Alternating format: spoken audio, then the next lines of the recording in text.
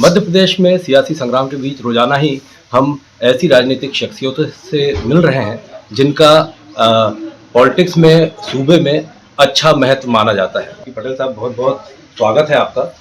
और सवाल मेरा यह है कि कांग्रेस की एक परंपरा रही है, पिछले कई सालों से देख रहा हूं मैं, कि जब भी टिकट वितरण की बात आती है उसके बाद खूब माथापच्ची होती है, उठापटक होती है।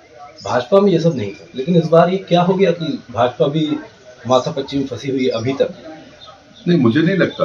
एक दो जगह छोड़ दें तो अन्यथा कहीं भारतीय जनता पार्टी के सामने कोई क्राइसिस नहीं है। रहा सवाल कांग्रेस का, कांग्रेस इसी आशा में ये परसेप्शन बनाने में लगी हुई थी कि साहब लोग तो बदलाव चाहते हैं, ये कह के उन्होंने ये कोशिश की थी। लेकिन हमें मालूम था कि जैसे इनकी पहली सूची आएगी, 6 महीने पहले कमलनाथ ने दावा किया था कि हम अपने उम्मीदवार घोषित करेंगे। पहली ही सूची निकली, पूरे राज्य में इस्तीफों की झड़ी लगी, आग लगी। खुद कमलनाथ ने दिग्विजय सिंह जी उनके बेटे के कुर्ते फाड़ने की बात की। ये बात जरूर कांग्रेस के लोगों ने बहुत ईमानदारी से मानी और वो कुर्ते फटने का काम अभी तक जारी है। तो मुझे लगता है कांग्रेस का चरित्र है, क्योंकि कांग्रेस के पास में विकास का भी मॉडल नहीं है।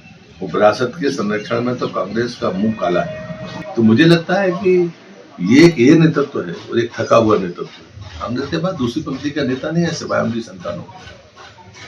पटेल साहब, एक पिछले 5 सालों से सवाल जहन में आ रहा है कि लोकसभा चुनाव होते हैं तो पार्टी एक तरफा क्लीन स्वीप करती है। भारतीय जनता पार्टी 29 में से 28 सीट पिछली बार आई, मुमकिन है इस बार भी ऐसा कुछ हो। लेकिन 6 महीने पहले होने वाले विधानसभा चुनाव में बहुत कम रह जाता है आंकड़ा। ऐसा क्या अंतर क्या है? नहीं, मुझे लगता है कि ये पिछले चुनाव का ही परिणाम है। अन्यथा हम स्मूथ जीत कर लेते रहे और हमारी जो सीटें थी वो पर्याप्त सीटें आती रही। मतलब ये ऐसी कंफर्टेबल मेजॉरिटी थी जिसको देखकर हमें गर्व होता था। 2018 छोड़ दीजिए, 18 में जो गलती हुई वो जनता भी उस गलती को स्वीकार करती है और हम भी माइक्रो लेवल पर चीज़ों को हमने देखा है कि अब कहाँ पर हमसे गलतियाँ हुई हैं। पटेल साहब, कमलनाथ जी और कांग्रेस के बड़े नेता लगातार ये आरोप लगा रहे हैं, पिछले 4 महीनों से हम सुन रहे हैं कि 18 सालों में कुछ नहीं हुआ, जमकर भ्रष्टाचार हुआ। तो क्या अपने विकास के कामों को जनता तक पहुंचाने में नाकाम रही पार्टियां?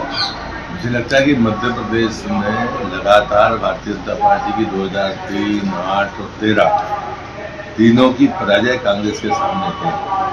18 में वोट हमारी ज़्यादा थी, सीट हुई थी। उनके 1.5 साल और हमारे 3.5 साल का कंपेयर कर लें।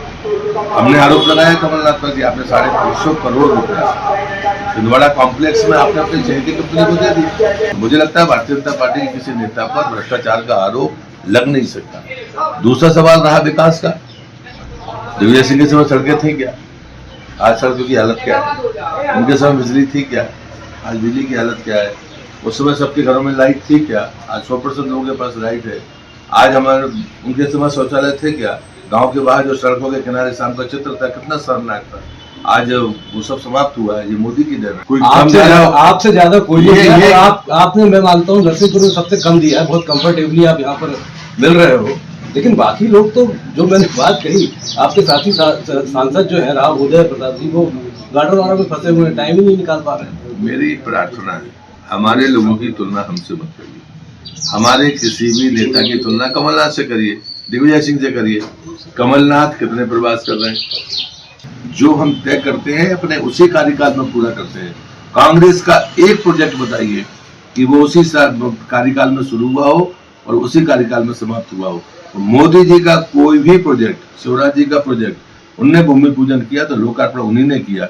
ये विकास की गतिवर नहीं है, ये प्रगति भी और गति दोनों साथ साथ। श्रेष्ठ भारत पर खबरों से जुड़े रहने के लिए चैनल को सब्सक्राइब करें, बेल आइकन दबाएं और देखते रहें श्रेष्ठ भारत।